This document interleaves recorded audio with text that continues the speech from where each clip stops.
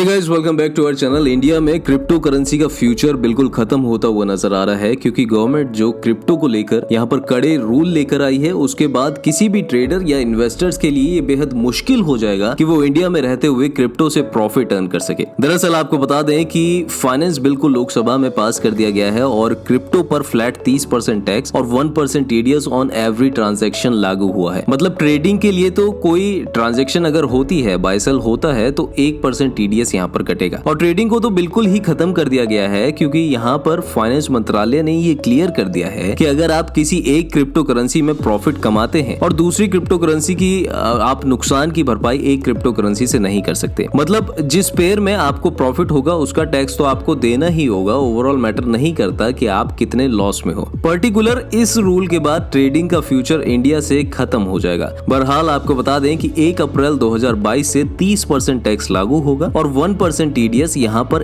1 जुलाई 2022 से लागू होगा। इस टैक्स को लागू होने में अब कुछ ही दिन बाकी हैं और ऐसे में बहुत से लोग ये सोच रहे हैं कि वो प्राइवेट वॉलेट्स पर शिफ्ट हो जाएंगे ताकि टैक्स ना देना पड़े।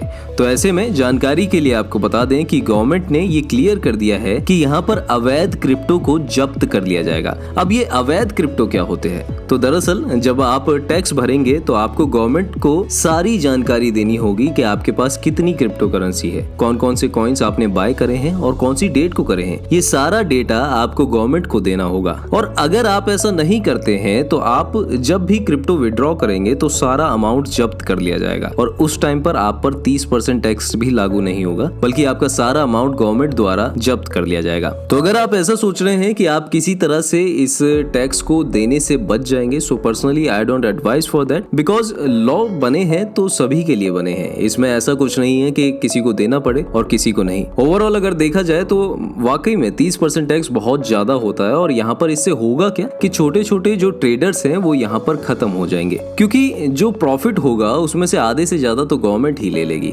तो ऐसे में कौन ही ट्रेड करेगा? And I don't know why India में ऐसे क्रिप्टो को ट्रीट करा जा रहा है। शायद इसलिए कि यहाँ पर क्रिप्टो को एज अ गैम्बलिंग देखा गया। और ओवरऑल वर्ल्ड की बात की जाए तो US, UK, Dubai, Singapore, Japan और कितनी सारी ऐसी कंट्रीज हैं जिन्होंने क्रिप्टो करेंसी को एक अच्छे तरीके से रेगुलेट करा है। और उनकी इंटेंशन यहाँ पर टैक्स को लेकर नहीं रही, उनकी इंटेंशन बल्कि ये रही कि वो यहाँ पर डिजिटल वर्ल्ड में आगे जाना चाहते हैं। मे बी यही रीजन है कि हम अधिकतर ये सुनते हैं कि दूसरी कंट्रीज हमसे आगे हैं, क्योंकि वो अच्छी चीजों को एक्सेप्ट करना चाहते हैं। चीजों को नेगेटिव पर्सपेक्टिव से वो नहीं देखते और बल्कि बहुत सारी इनोवेशंस को भी वो किल नहीं करते। और ऐसे में एक और बड़ा सवाल यहाँ पर खड़ा होता है कि क्रिप्टो करेंसी एक ऐसा वर्ल्ड है जहाँ पर आपकी प्राइवेसी को टॉप पर रखा जाता है और इसको एक सिक्योर सिस्टम भी कहा जाता है। किसी को ये पता नहीं होता कि किसके पास कितना अमाउंट है, लेकिन यहाँ पर गवर्नमेंट के पास सबके रिकॉर्ड आ जाएंगे तो प्राइवेसी तो यहाँ पर बिल्कुल ही खत्म हो जाएगी। और बाय चांस अगर ये डेटा लीक हो जाता है और किसी इंडिविजुअल के साथ फ्रॉड हो जाता है तो उसकी रिस्पॉन्सिबिलिटी यहाँ पर कौन लेगा? क्योंकि आपने तो यानी गवर्नमेंट ने तो पहले ही क्रिप्टो करेंसी को एक इलीगल टेंडर दे रखा है। तो ऐसे में कई सारी क्लियरिटी की यहाँ पर जरूरत है जो गवर्नमेंट ने अभी तक नहीं करी है। बहरहाल ऐसे में ये देखना होगा क्या गवर्नमेंट यहाँ पर ये सारी क्लियरिटी करती है कि नहीं। इस पर आपकी क्या राय है वो हमें कमेंट सेक्शन में जरूर बताएं। बहरहाल इस वीडियो में बस इतना ही। ऐसी ही और अपडेट के लिए फॉलो करें थिंक ट्यूब को।